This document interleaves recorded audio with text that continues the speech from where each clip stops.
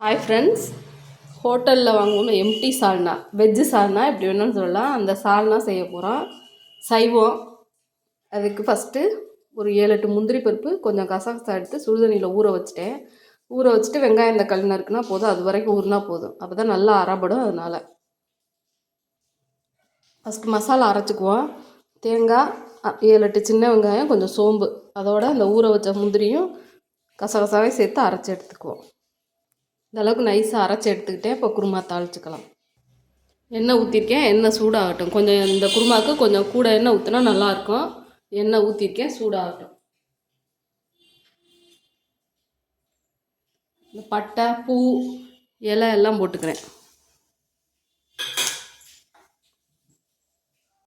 2 பெரிய வெங்காயம் நறுக்கி வச்சுருக்கேன், அதை சேர்த்துக்கிறேன். வதங்கட்டும். வெங்காயம் வதங்கிட்டு இஞ்சி பூண்டு பேஸ்ட்டு 1 ஸ்பூன் போட்டுக்கிறேன். பச்சை வாசனை போட்டு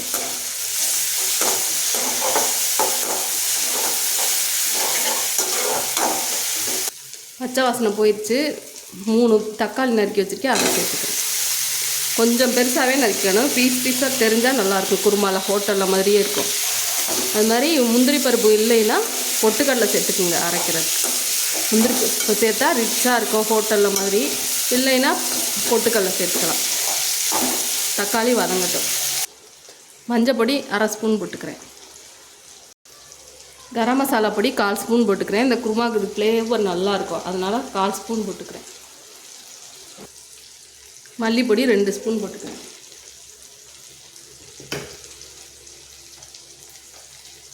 மிளகாப்பொடி 3/4 ஸ்பூன் போட்டுக்கிறேன். உங்களுக்கு காரத்துக்கு ஏற்ற மாதிரி போட்டுக்கோங்க. தனி மிளகாப்பொடி. இதை அப்படியே லோ ஃப்ளேம்லேயே வச்சு 1 நிமிஷம் கிண்டி விட்டுக்குவோம். அந்த மசாலா வாசனையெல்லாம் போட்டோம். 1 நிமிஷம் வதக்கி விட்டேன். எண்ணெயெல்லாம் பிரிஞ்சு வர ஆரம்பிக்குது. இந்த ஸ்டேஜில் அரைச்சி வச்சுருக்க தேங்காய் எல்லாம் சேர்த்துக்கிறேன். இதை லோ ஃப்ளேம்லேயே வச்சு கொஞ்சம் நேரம் பச்சை வாசனை போகிற வரை வதக்கி விட்டுக்குவோம். மசாலாவோடு சேர்த்து நல்லா வதக்கி விட்டுக்கிட்டேன். தண்ணி தேவையான அளவு சேர்த்துக்குவோம். உங்களுக்கு கெட்டியாக வேணுன்னா கொஞ்சமாக தண்ணி சேர்த்துக்குங்க. இல்லை தண்ணியாக குருமா வேணுன்னா தேவையான அளவு சேர்த்துக்குங்க. உப்பு தேவையான அளவு சேர்த்துக்கிறேன். புதினா கொத்தமல்லி முக்கியமானது, வாசம் அந்த ஃப்ளேவர் நல்லாயிருக்கும், அதையும் சேர்த்துக்குவோம்.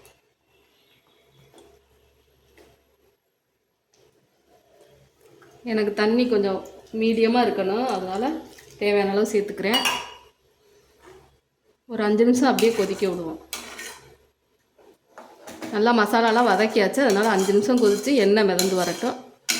அடுப்பு ஆஃப் பண்ணிக்கணும். மூடி வச்சுருவோம். 5 நிமிஷம் கொதிச்சிருச்சு, எண்ணெய் மிதந்து வர ஆரம்பிச்சிருச்சு. எம்டி சால்னா ரெடி ஆயிடுச்சு. நல்லா ஃப்ளேவரே சூப்பராக இருக்குது. ஹோட்டலில் மாதிரியே. தக்காளி இந்த மாதிரி தானே இருக்கும் ஹோட்டலில், அதனால் கொஞ்சம் பெருசாக போட்டால் கொஞ்சம் தக்காளி தெரியும்.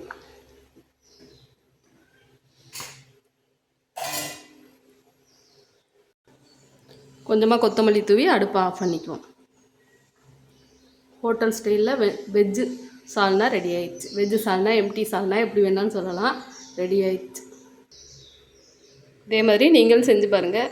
இந்த வீடியோ பிடிச்சா லைக் பண்ணுங்கள், ஷேர் பண்ணுங்கள், சப்ஸ்கிரைப் பண்ணுங்கள். இது சப்பாத்தி, பரோட்டா, இட்லி, தோசை எல்லாத்துக்கும் சூப்பராக இருக்கும். சைட் டிஷ், நல்லா சைட் டிஷ்.